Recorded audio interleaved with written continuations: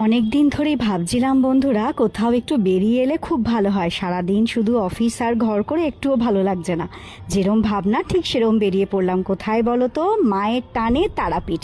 পুরো ভিডিওটা তোমাদের সামনে রাখবো, সাথে থাকো, দেখতে থাকো। আমাদের ট্রেনের টাইম ছিল 7:10 শিয়ালদার থেকে রামপুরহাট লোকাল এক্সপ্রেস। আমরা সমস্ত বন্ধুবান্ধবরা, তাদের কচিকাচারা সবাইকে নিয়ে চলে যাই শিয়ালদাতে। ট্রেনে উঠেই আমরা সকালের ব্রেকফাস্টটা করে নিই। ব্রেকফাস্টে ছিল পরোটা, আলুর দম আর ডিম সেদ্ধ।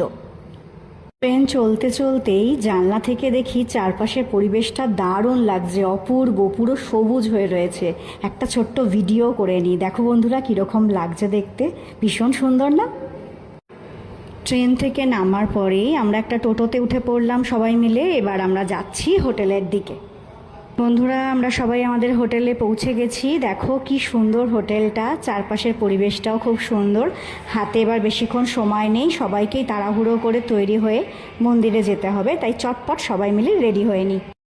বন্ধুরা দেখো, পুজো দিতে যাব বলে সবাই রেডি হয়ে গেছি, বাকিরাও রেডি হচ্ছে। এবার গিয়ে দেখা হবে মন্দিরে। বন্ধুরা, মায়ের কাছে আসবো আর বামদেব বাবার দর্শন হবে না তা কি হয়? সবাই মিলে বলো জয় বামদেব। বন্ধুরা দেখো, মন্দিরের দিকে আমরা সবাই এগিয়ে যাচ্ছি পুজো দেওয়ার জন্য। এই সময়টাতে যথেষ্ট ভিড় থাকে, এবার সবটা তারা মায়ের ইচ্ছা।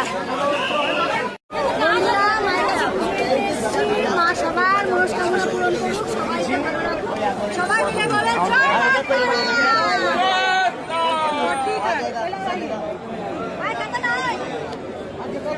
দেখো, ভান্ডারা নিয়ে আমরা মায়ের কাছে যাচ্ছি। সবাই ভোগ দর্শন করো। শুনেছি মা জেঠিমাদের মুখে যে ভোগ দর্শনে দুর্ভোগ কাটে। মা তোমাদের সবার মনস্কামনা পূরণ করুক, জয় মা তারা। দেখো, মায়ের সব ভোগ নিয়ে আমরা হোটেলে চলে এসেছি। আজকে দুপুরে এই ভোগই সবাই মিলে খাওয়া হবে। মায়ের কাছে প্রার্থনা করি যেন প্রত্যেকের দুবেলা দুমুঠো জোটবার মতো মা ব্যবস্থা করে দেয়, কেউ যেন অনাহারে না থাকে। বন্ধুরা, সন্ধেবেলায় আর মন চাইছিল না হোটেলে বসে থাকতে, তাই একা একাই বেরিয়ে পড়লাম মায়ের সন্ধ্যারতি দেখতে। দেখো কি সুন্দর চারপাশটা, এত ফটো, মায়ের মূর্তি, আমার তো ভীষণ ভালো লেগেছে। এবার তোমাদেরকে আরতিরও কিছুটা অংশ দেখাচ্ছি। মায়ের আরতি শুরু হয়ে গেছে, অনেক ভক্তের ভিড় রয়েছে। অনেকটা দূর থেকেই আমি ভিডিওটা করছি।